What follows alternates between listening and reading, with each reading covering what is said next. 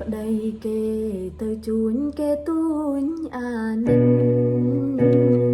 ប្តីខ្ញុំបដូរជីវិតស្ថិតនៅក្នុងដងព្រៃអោភ្នំដងរែងខាត់ចែកទឹកដីខ្សែលោហិតនិស័យអាណៃបីដូចអូនញីបងអើយបងនេះម្ដងយើងត្រូវបែកផ្លូវបែកទីចា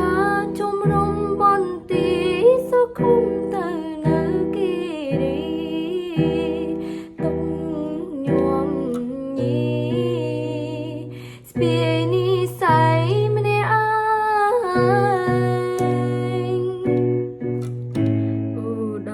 មមានជ័យក្រុមក្រៃសីមានងគិរីបុព្វតានាវាធំបែកផ្សាយ